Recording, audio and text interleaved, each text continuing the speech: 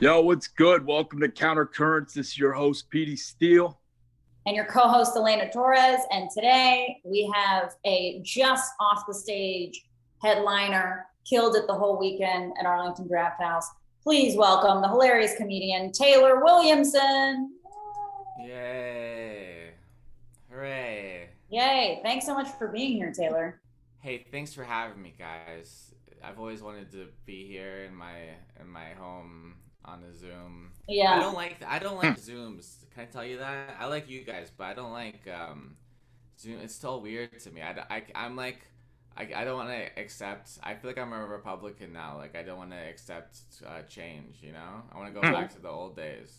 I couldn't agree more. I'm not a fan of Zoom. The worst are like, have you done any like Zoom parties or anything where you have to have like more than 2 or 3 people on Zoom? That to me is hell on earth. I do like Zoom funerals. Those are fun. Oh my God. I've turned down. I've done a couple. I did like a birthday party thing, and I was just like, I don't like this. It's the dumbest. And then people tried to have like fun. They tried to have. I mean, now I would never. I mean, last year I said no. I'm double never do it now. But like, we're gonna have a game night on Zoom. No. I'm not gonna hang out. We all take turns talking, and like we hate each other in real life. Why are we gonna hate each other here? 100%. 100%. Sure. The worst. Is the worst. Yeah, I couldn't agree more. But I think I'm an old curmudgeon. I'm like the Scrooge of COVID, I think. Are you really that old? Thank you. I needed that. No, I'm like 35, but I'm old, and my soul is like, but not like the good way where like you're an old soul. It's more like oh, he's a bitter old man. He doesn't want to go on Zoom and do stand-up comedy, you know? You got like one tooth and a whip. I hear you. Yeah. One tooth and a whip? What does that Something mean? like that. And a whip? Yeah, villain. Movie villain. Oh, that's pretty cool. I'm down for that. That sounds rad, actually. Is that what you have to be when you're old? I'm the same age as you, and I also feel like I've been getting curmudgeonier and curmudgeonier. Like somebody told me about NFTs recently. I didn't really understand what they were, and I was like, this sounds so stupid. I must be old now. Yeah, and non-fungible tokens. Is that right? Yeah, I talked to someone who's into it and does Bitcoin and all that, and he explained it to me, and like. I think it's like when you get old, you just have to accept I don't get it, but it's not for me. Yeah. But you could say the same thing about trading cards. Like that's what he's trying to say to me, like baseball cards. Well, what's a baseball card? Just a printed out thing, and people make it valuable. So why can't you make a digital trading card? I'm like, yeah, but you can just do like a screenshot. And literally. And I've seen, and a lot of the art, it's like not that, I don't know. Great that the artists are creating something, but from what I saw, I'm like, it doesn't look like. My friend was showing me a lot of the coolest ones, and I was like, I don't emote to this, I guess. Yeah, I'm with you. Like, good for the people who are scamming people. Yeah. Like, I'm happy for you to take advantage of dumb rich people, but yeah, I mean, you could argue comedy is the same thing. We're scamming people into watching us just talk about our private parts into a microphone and that's true. Taking their money. So what's the difference? These people actually did something with their lives. Right. Talk about themselves. Yeah. For an hour. We mostly just scam each other, you know? Yeah. Well, who are you? Are you guys scamming me right now? I think it's the other way. No, I don't know. Kind of are. I mean, it is a scam, kind of. Like, I'm not getting paid to be here. I'm not complaining. I'm just talking about am I getting paid? But then, no. But you guys are like, we're gonna make this podcast big and make lots of money. That's your plan, which is great. But yeah, that plan is going really well. But you're working on it, you know? Yeah. So you guys are scamming me, hypothetically, if we're just discussing it. But I love you, sending love, you know? Oh, yeah. Hey, that's the kind of scamming we do. It's like a lovable scam. You know what I mean? Yeah. It's all a scam. Pete from the Draft House owes me like $60. He did? For what? Actually, I kind of want to hear this. Why does he owe you money? I haven't told him yet, but I talked to the other guy and they said they'd cover my Uber, and I just haven't sent the receipts for my Uber. Oh, so it's kind of your fault. No, yeah, but they're not checking to make sure. Hey, we want to make sure that you got your Uber paid. I mean, there's a bunch of money missing. Do other clubs do that? Do other clubs like make sure? Because you tour a fair amount. Do other clubs make sure? No, most clubs hope you don't bring up that they owe you money. Right, that's what I figured. Who are these comedy clubs that are trying to pay you? Yeah, most of them freaking know. Pete's good. He's a good man. Once I tell him that he'll get me right away. I love him. Yeah, yeah. I'm just saying that to be a silly goose. Yeah. But I am. There probably is part of me that's holding out, waiting for him to be like, "Hey Taylor, we owe you some money. We just want to take care of it." He sent me a picture of him like drying my T-shirt I sell after shows that I didn't bring. That I brought with me last time I was there. So I love that guy. He wears my T-shirt. So he's a good man. I feel like you're kind of waiting for him to text you, like. Although he didn't pay for my T-shirt. Oh, he got a free T-shirt. He owes me actually another $20 actually. Wow, really counting pennies here on Pete. Listen, it's a rough economy right now, you know. It is. Are you touring a lot right now? Was this your first date? One of many dates? How's that been going? I have since like May or June. I have been working a lot. It's dried up as of next week. I was supposed to be in Calgary this week, but they canceled it, rescheduled because of COVID. COVID is really bad in Alberta, Canada right now. So I'm going to Winnipeg, Manitoba, Canada next week, and then that's all I have booked for now. But yeah, it's just a weird, wonky time. Like a lot of clubs I talk to, they're like that will book me, that are happy to book me. They're like, yeah, we're 18 months behind on rescheduling people.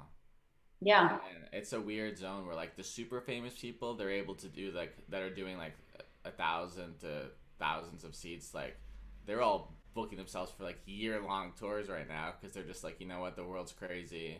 Right. Let's make up for last year and this year and just go on a crazy tour and make lots of money. Mm-hmm. And then where I'm at, like comedy club level, like headliner guy, it's like it's all confusing and weird. So it's like I've had a few months where I'm like, oh, I'm back, baby, yeah, and then now I'm like, oh no, is my career over again? But right, I don't know. Last year the bar was set as low as possible, so I don't know. I'm not worried about it. Things will come up, right? That's just how it goes, right? Yeah, you got to think positive, I guess. That's also this industry. Like you're constantly worried that you're never going to work again, I feel like.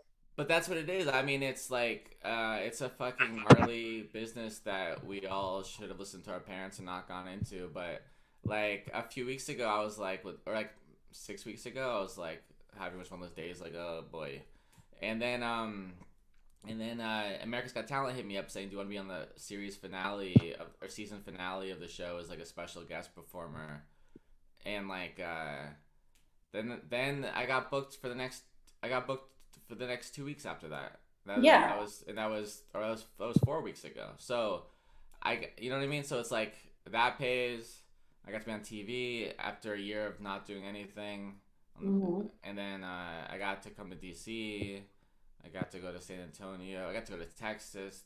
Thank God, you know. So, last year I told myself I'm never going to working in Texas or Florida again. I'm done. And then like I've been in San Antonio 4 times since June, literally. So you're trying to book that Houston date. Yeah, those door. Huh? Those bounties were just too high to pass up. Exactly. No, I listen. Like the people who don't take COVID seriously love going to comedy shows, you know. So yes, they do. So I'm gonna make some money off of them. Texas was wild. It's confusing because they're really nice people. And they're just in a different universe, a lot of them. Mm-hmm. Not even all of them. Most of like it's still 50-50, but like I don't know. But like there was someone coughing in the front row of my show in San Antonio a couple weeks ago. Stop. Thank you. Right? It's like At least we all still cough, we still sneeze, you know? It's human behaviors, you know? But like have some like like self-awareness. Put on your mask out of embarrassment.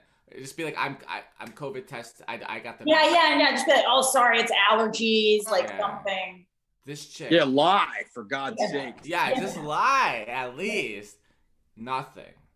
And then no one in the crowd, like if this happened in like DC or anywhere normal, which is probably not normal, but to me is normal with diversity and you know, people who listen to science and stuff, you know, and like they like just sort of empathy and reason, and that's all I'm asking for. And like you there's some coffee, we go be like, whoa, who's that? What's up with that guy? The crowd be like, yeah, what's up with that guy? But in Texas, everyone's like against me. I was the guy who was rude. Like she was acting like I was being rude by like your cough. It's kind of weird. She's like, I'm fine. I'm like, have you ever been COVID tested? She's like, yeah. I'm like, you really been in your life? Have you been COVID tested? She's like, no. She's lying. She's never been tested before. And like her husband's like giving me a look like, don't make. I'm like, can we just agree that we're in a pandemic and we're in a place that no one takes us serious? But they're all just looking at me like, Taylor. And the crowd was like, Taylor, don't make fun of her. She's a lady. Like, really? Yeah. Wow. It was weird vibes. Like I had a great time otherwise, but it's very odd. It's like another universe. It's very weird. Have you guys been traveling around during this whole time? A little bit. This month I traveled and I was in here, New York and LA within like a 2 to 3 week period. Yeah. Which are probably like the most liberal places. But they don't. And even then, like the vibe of the three was pretty different. What was the differences? I felt like LA was like the most asleep. Like LA felt the most closed out of the three, and here feels like the most oppressive. Like you can't put your toe in a place here without your mask on inside. Like someone's gonna like yell at you from across the room. New York feels like the most open, and like you show your vaccine card, but it's like to a hostess and she's like kind of looking at it, doesn't really care. And it's like more just like, fuck it, we're open. Yeah. And LA still felt very much like everyone's staying in their own bubble. Nobody eats inside ever. Yeah. You know, that I noticed. Everybody's still, and it just feels a lot quieter than it used to. Yeah, everyone's over it everywhere.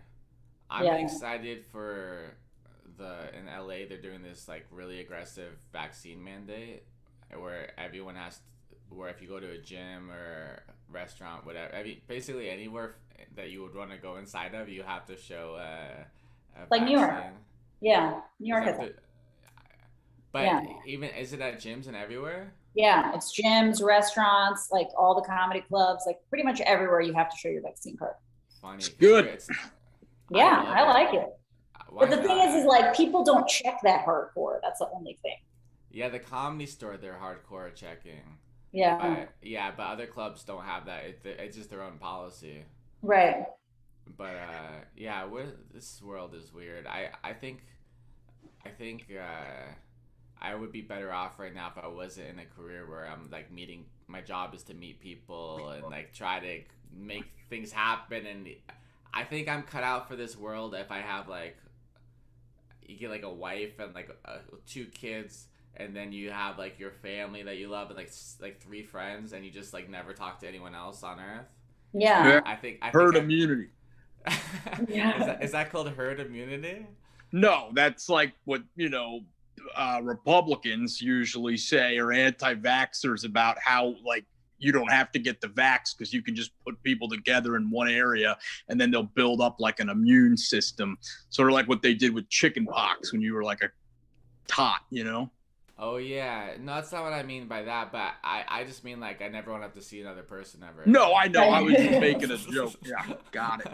Have you been doing like meet and greets and stuff after shows during all this, or do you skip it? A little bit. It's confusing because like I didn't bring merchandise because like I'm not gonna do meet and greets, but then like where have I been? I went to pre-Delta variant. I did a meet and greet in Jacksonville. I was like post-vaccinated, and I decided Well, see, I did. My first show was like after the first vaccine. After I got my first vaccine, which means these people in this trash town I was in did not get vaccinated at all. And I was like on stage, and I was like, "Hey, I'm open to doing what I'm comfortable with, and you can do it if you want, and just don't make fun of me or make fun of me. I don't care. But so like I would like let people walk towards the stage, and I would be on stage and do this kind of thing, like in the back, like make it funny and whatever. And people come on, go on stage, like no, you're not. Like people are just so inconsiderate and dumb. Like if someone told me their thing is like, hey, I don't like I don't know, I'm allergic to cotton, so I just want to be far away. Just respect my whatever weird, dumb thing is that I'm offering to do a bonus thing for you, you know? Yeah. Like, anyway, so I did it like that, and then after I got my vaccines, I did it in Florida. I was down for meet and greet. If I could do the same thing, if I could be like, you guys, there's a table, I'll be back here, you're on the other side of the table. And even that, people are like, oh, come on, whatever, and I'm just like, no, and then in Texas, I did it with my mask on. And then one show was bad, so I didn't do the meet and greet. I was like, what am I doing here? I'm not gonna go outside and talk to these people. Right. And then someone wanted to meet me, and I don't know. Who am I? But I'm happy to give people that moment. Like I'm grateful. It's me expressing gratitude too. If I'm not selling stuff, especially just saying thank you for coming and whatever. But and then in DC I did a mass meet and greet. Yeah. Is people are pretty cool with it out there? Yeah. Oh yeah, people are very. They demand it. That's how it's so easily enforceable. Because other places, you know, the typical people that are like pro-vax, they're not really accustomed to being like bouncers a lot of times. So even if they see somebody coughing like you saw that guy in San Antonio, they're not going to usually have the balls to go up and be like, get him out of here. I mean, you can tell a manager, but if the crowd's not with you, it contributes to a bad culture, I think. Yeah. No, and here if somebody coughed in the front row, the audience would kick them out for you. Good. I mean, it's here. People are. I'm telling you, you cannot. When I was in California, I went to LA and I went and visited some family of mine in Sacramento in Northern California, and I saw a guy in a grocery store just shopping with no mask, and they have a mask mandate there, and like people who worked at Whole Foods were just like walking by this dude, and I was like, that would never happen in DC. That guy. We wouldn't get past the front door. I was at Home Depot the other day being a real man, and there was people walking around without masks on. It was kind of wild to me. And just like going to the counter and not caring. People are over it. People are over it. I'm over it too, but also I'm just like, it's really like you're just letting people know you're trash. Like, it's just like, just follow the rules and let's get out of this shit, you know? I would have to talk about COVID the whole time. But as comics, we get to see the world on a different level than many people who don't have super travel-y jobs. We meet people. It's very wild. It's a mind fuck to go to different cities and states and just seeing how different it is. Like when I went to Austin for the first time a few months ago and seeing like the Enterprise rental car guy doesn't have a mask on, that Uber driver doesn't have a mask on. Wow. Like in Texas I had to ask the guy to put a mask on. He was like, I'm like, what is wrong with you? Do you want to tip, you fucking fool? Yeah. Like, what is wrong with you? Like, like even if I didn't agree with you, I would still like just be respectful. Like, lead into respecting other people's things. Like, assume I'm from LA and I'm some lefty liberal scumbag. You know what I mean? Yeah. You know like, I mean? Talk shit in your brain, but just do what I ask, please, so that we can get through this. But most people, I don't know. I try to have empathy for people without empathy too, and like I think a lot of people are just trying to feed their families, and life is a nightmare for a lot of people. And that's true. They're not all on Reddit coronavirus all day like I am, reading about the world burning and. What's been the most mindfuck place you've traveled to through all this? Oh, hi, doggy. This is my child, by the way. Oh, what's his or her name? Her name's Betty. Hi, Betty. Would you please validate that she's beautiful, please? She's so beautiful. Popped up on my screen yet, but I'll take your word for it. Because someone is telling me that I've twice had people maybe. Oh, there you go. Hey, Benny. See Benny. So cute. I've twice had people say personally, but I've been online a little bit. Like, oh, she's so ugly, she's cute. And I'm like, what? She's so cute, she's cute. Yeah, she's so cute. What breed is she? I don't know. She won't tell me. That's my big joke. I say, look at this. Hey, girl. How old is she? Do you know? She's a little over 1. Oh, okay. So she's a little. She's little forever. Mm-hmm. I got her a few months ago. I waited till I got vaccinated to get a living creature to take care of 24/7. That's a good. Yeah.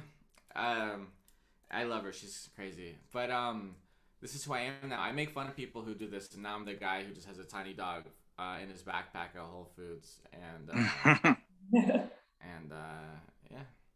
I mean, they're the best. You love them. I spent all day. It's kind of not to be a bummer, but I was telling Petey before this. I spent all day today, basically taking my dog to an animal hospital. She's old. She has pancreatitis, so she's on IVs today. She's gonna be fine. But thank God. we love our dogs. Basically, I also went to the zoo before that. I've had a Dr. Dolittle day.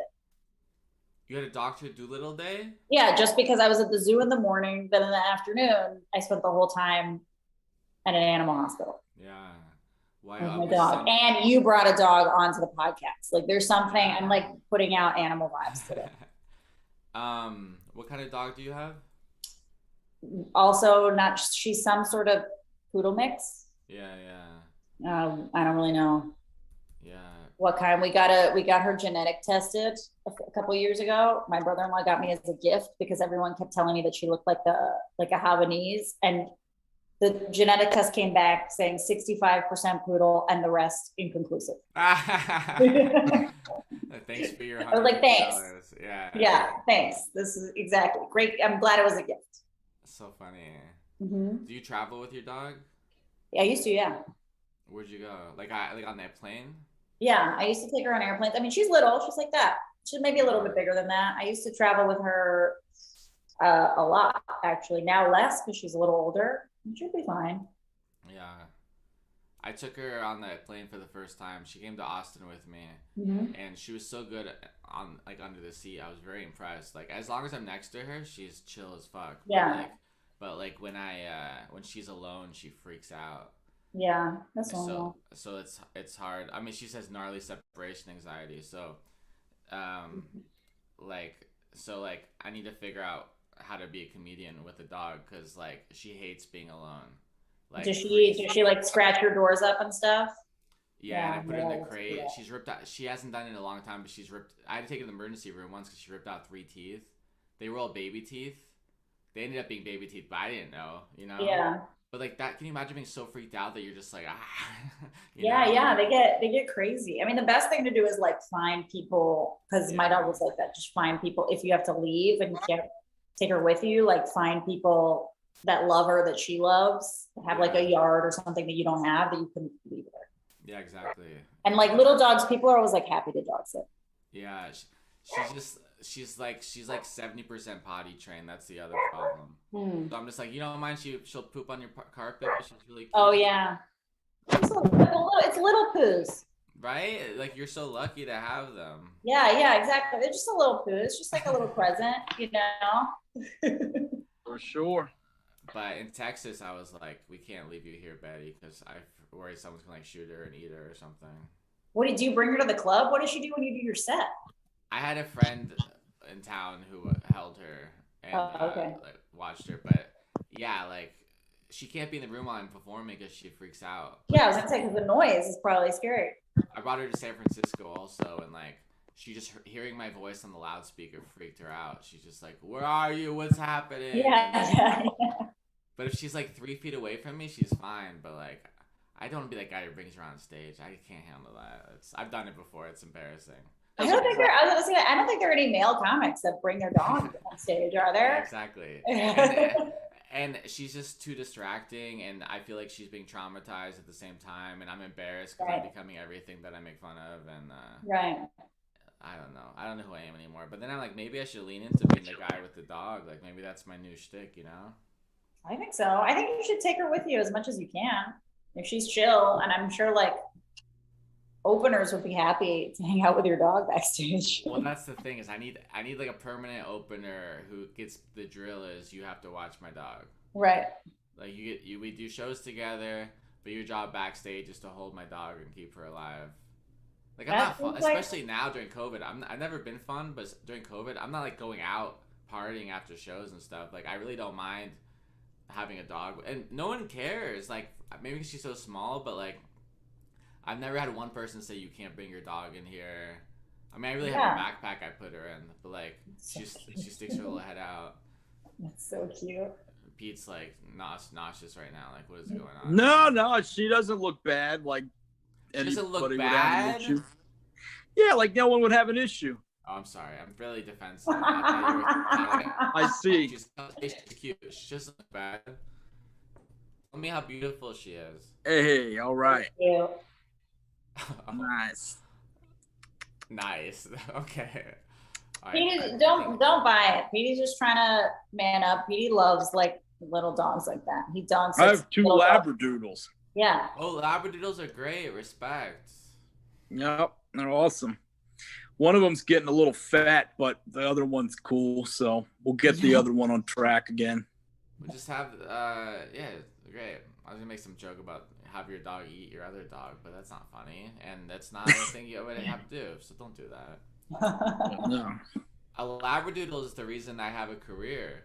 I told this joke on America's Got Talent about my friend's labradoodle, and it is the reason I like was able to get far on that show and have a career and stuff. Oh, nice. What was the joke? I want to ask you about that because you've done really well on a couple of competition shows, and I feel like comedy on competition shows is extra hard. Well, one of the competition shows was Last Comic Standing, so. But I feel like Last Comic Standing was also hard, and some parts of it were pretty specific. Yeah, comedy is terrible, and I don't recommend getting into it for anyone listening. But I'm joking like 10%. But no, the good thing about doing comedy on America's Got Talent is you stand out. It's very hard, and like if I did it today, I couldn't get past the first round. I really mean it. You have to be crazy a little bit to. There's like all the things you needed to be a stand-up, like narcissism and egomaniacism. That's a word. And but like I don't have the balls to do it now. I really don't. But I was so desperate when I did it. Yeah. Like I just needed it so bad, but like I don't think I could handle that pressure, and I don't think I could maneuver. I don't know, for whatever, it was like a perfect storm. So everyone's bored. If you go to TaylorWilliamson.com, you can watch my whole journey on America's Got Talent. But like it went as perfect as it possibly could go. Like it was just even the things that went bad ended up being for the best in the whole thing, and like But yeah. But like, how do you follow a fire juggler or whatever the hell? You know what I mean? Yeah, it's very hard, and there's no especially the audition. Like you're going up, there's like 20-30 minutes between each performer. They're not there to watch comedy. They're not comedy fans. Right. And then when I did it, you're at Radio City Music Hall in front of like 4,000 or 5,000 people, who are. Are all the people auditioning that you're in front of? No.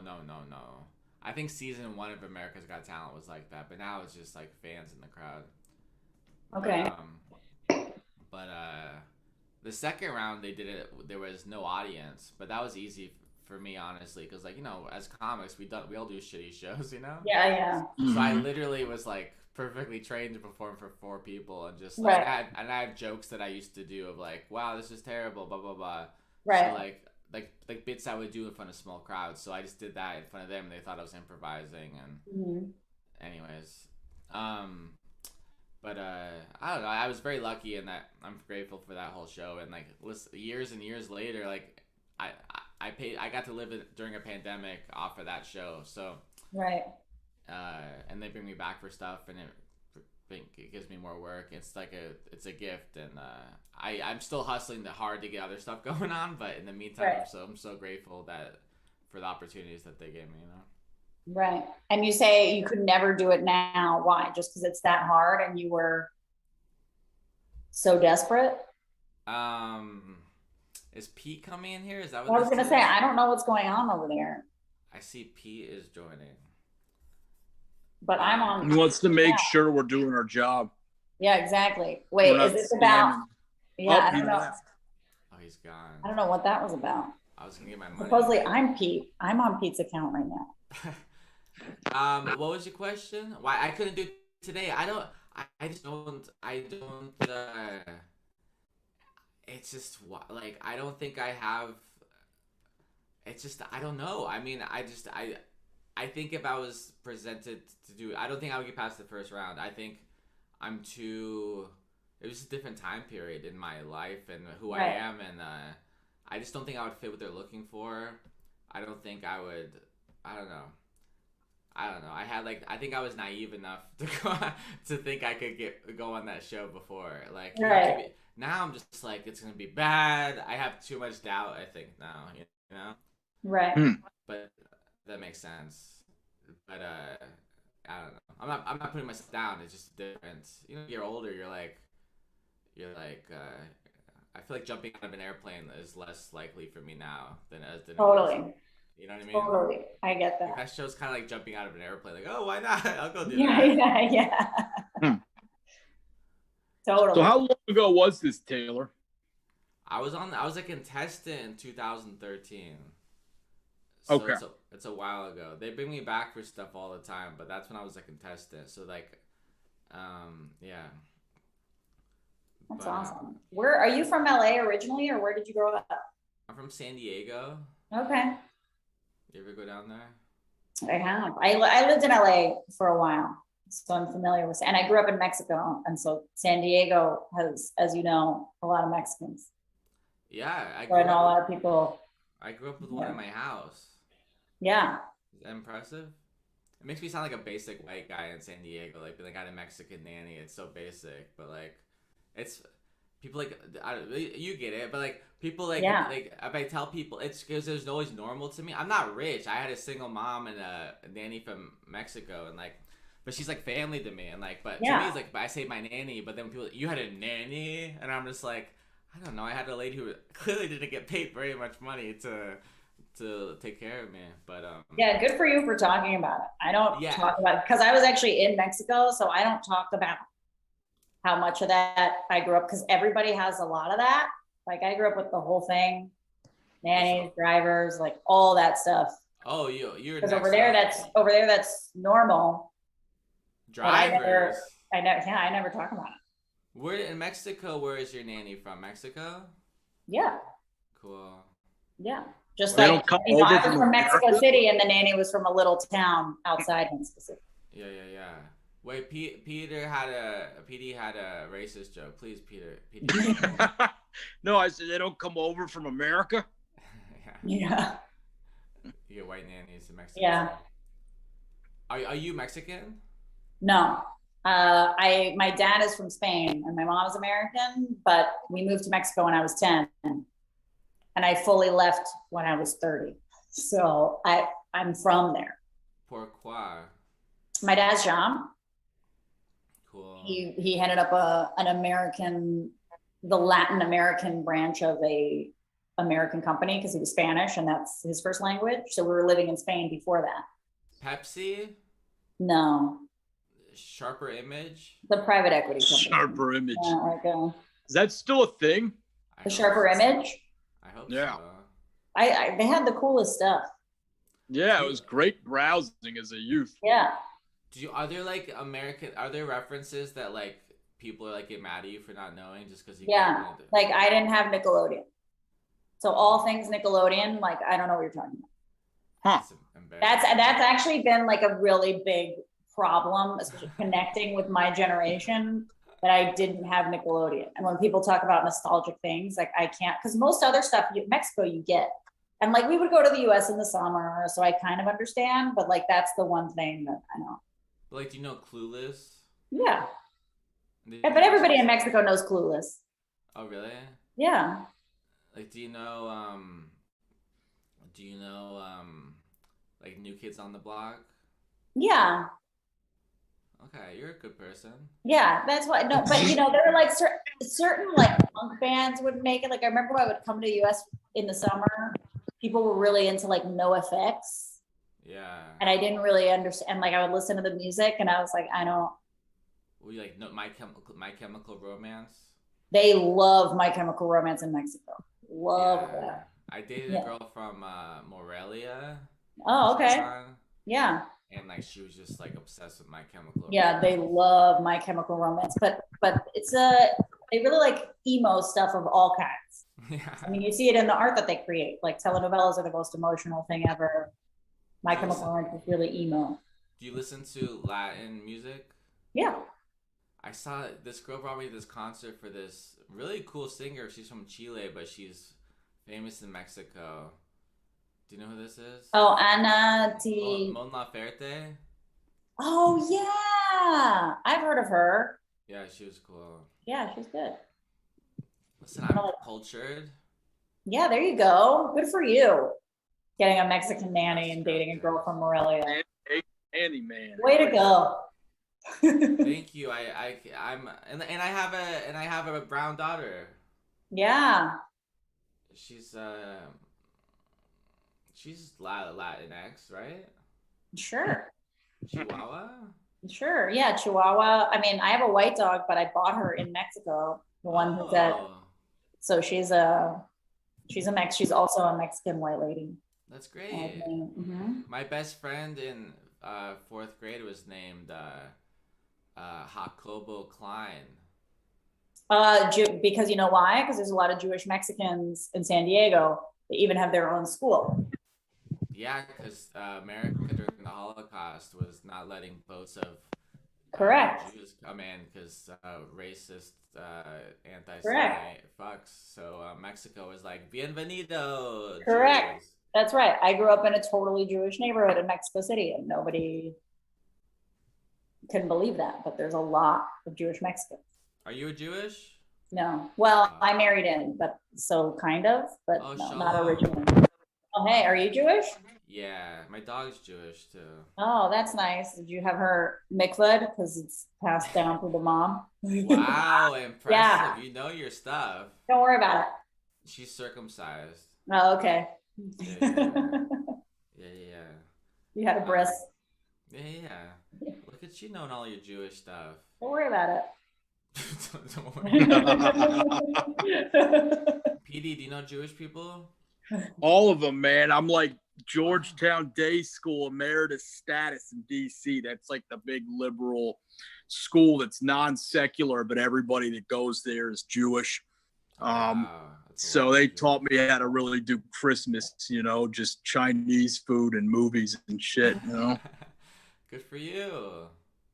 Hell yeah. This is a very diverse program. I love it. Yep, that's what we try to do here at the Arlington Draft House podcast, Countercurrents. So the Arlington Draft House owns this show? Yes. Yep. That's why that's why I forgot to change the name, but that's why it says Pete Fitzgerald right here. He's our boss. We love Pete. We love Pete. I feel like I threw him under the bus a little bit with how he owes me money, He heard you. That's why he logged on. Yeah, exactly. He just texted me. No, he should know, but he wants to have a big talk with you about it, actually. No, he's such a gentleman. Like I like him because he goes above and beyond to make sure you're okay and stuff. Yeah, he does. He really cares about you guys a lot, and wants to make sure that you guys have a nice time and make sure that you guys have all the drinks you like and food you like and all that. And he took care. I had some military friends come in, and he supports the troops. Yeah. That's what I like about P is he supports the troops. He supports a lot of people. Do you guys support the troops? Yeah, of course. Yeah. Fuck yeah. Okay. Yeah. I feel like Petey does more than you do, honestly. Yeah. Yeah. When you ask that question. My uncle, USMC, baby. Respect. I just did this Uso Tour with the vice chairman, the Joint Chief of Staff, and we went it's a tour that usually goes to Iraq, Afghanistan, but because of COVID, it was a few months ago. We went to Cuba, Guantanamo Bay, which is an interesting experience, and we went all over the U.S. and we had to go to D.C. and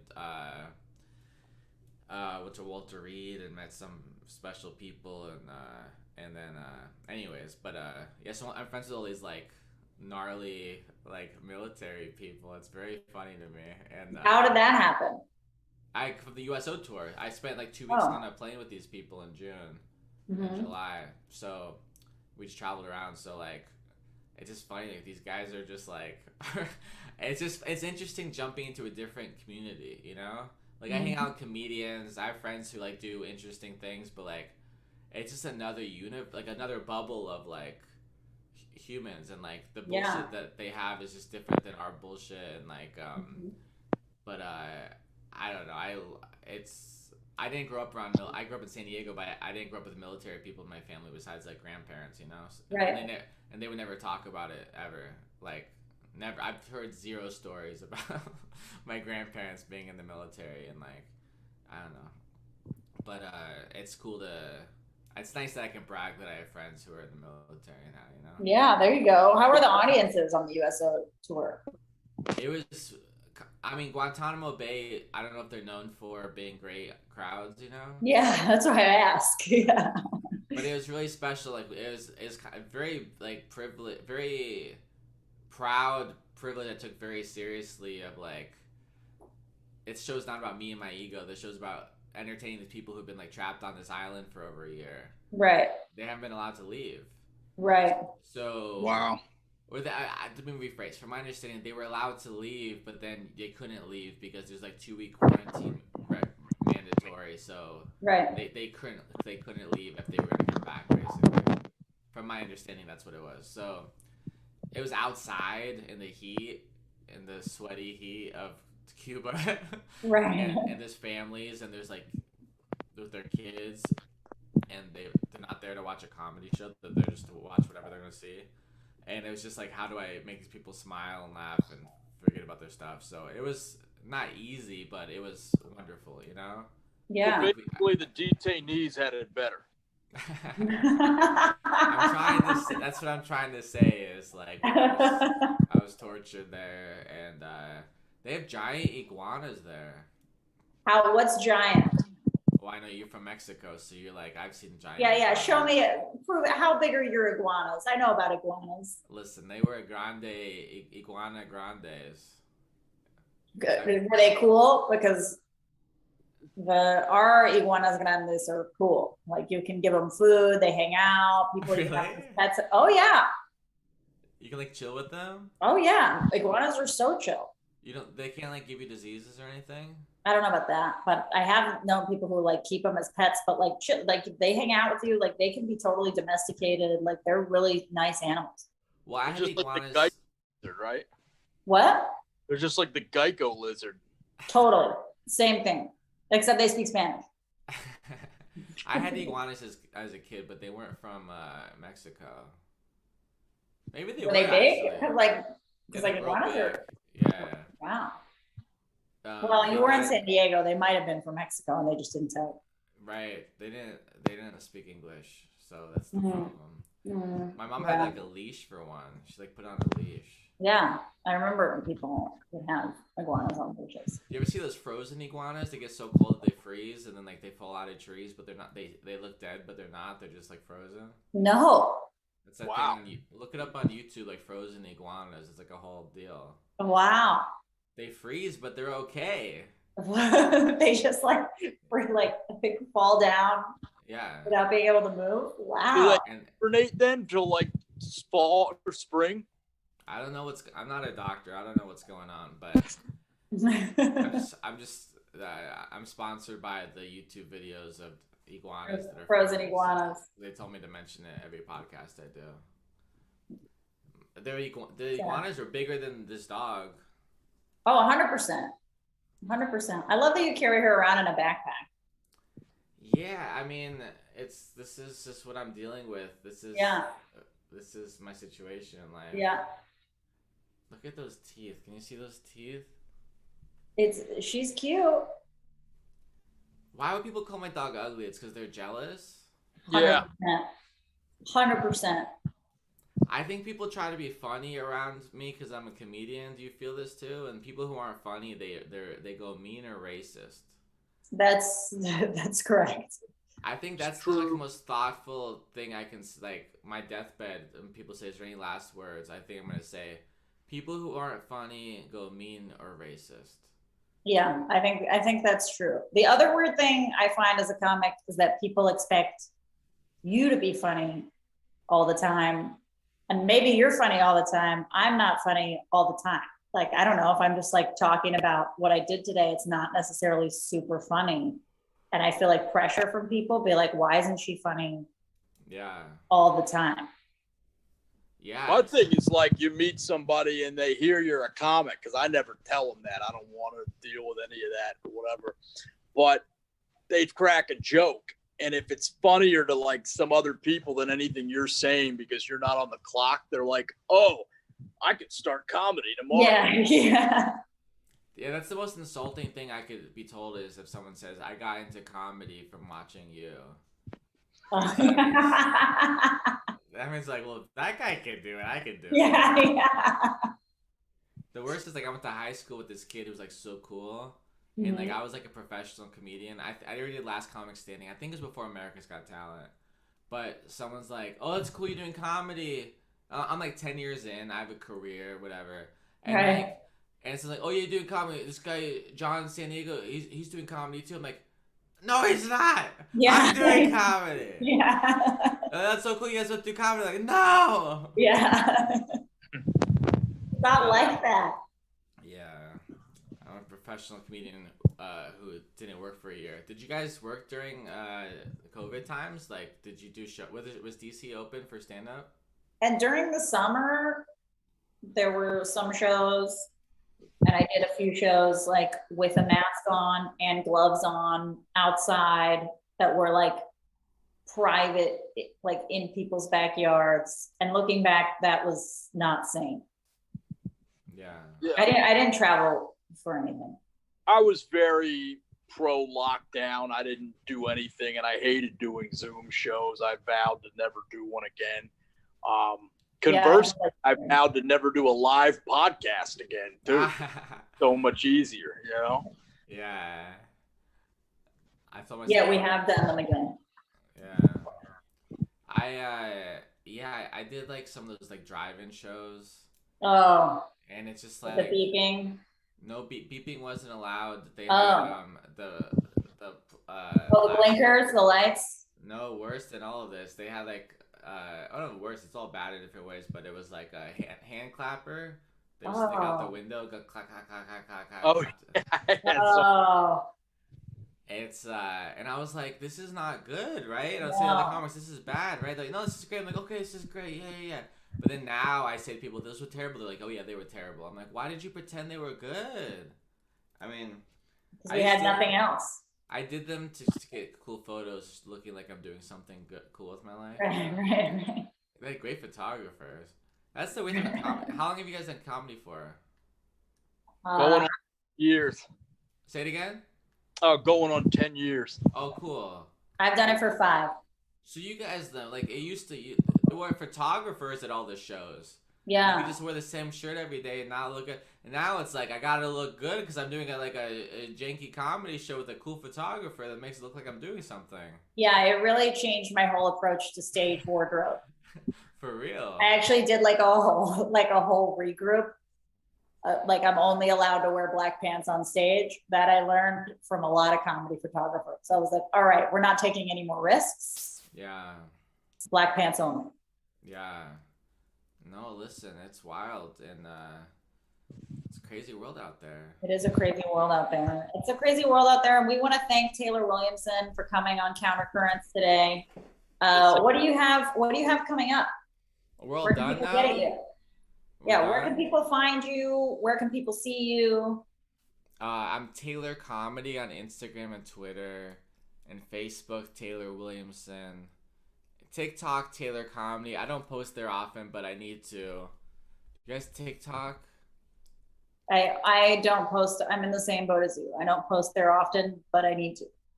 Yeah, we got to get on that. And I'm on tour. I'm in Winnipeg next week. More tour dates to be announced, and a bunch of videos online. I have a comedy special on Amazon. check out TaylorWilliamson.com. You find links to things you need, and yeah, check out the Arlington Draft House when you're in Arlington. That's right. If you're not in Arlington, you don't need to go there. I mean, you need to go there, but don't try to go there if you're not there, because you're not gonna find it. And thanks for having me. This is fun, and thanks for being kind to my dog. Oh, we love Betty. Yeah, we gotta thank Betty for being on here. Check out at Betty the Puppy Doggy on Instagram with a GGY, and she's followed by some celebrities. Honestly, she's got a lot of potential to make it big. Honestly, yeah, get in on Betty early. Yeah, that's right. Don't be one of these people who like Betty gets a Netflix special, then you're like, oh, I'm gonna follow her now. Act like you knew her since from day one, you know? Right. You get it. But thanks for having me, and I hope we can work together next time I'm at the club. Yeah. Great, man. Yeah. Cool, guys. Thanks, Taylor. All right. Be well. Have a nice day. You too. Bye. Bye.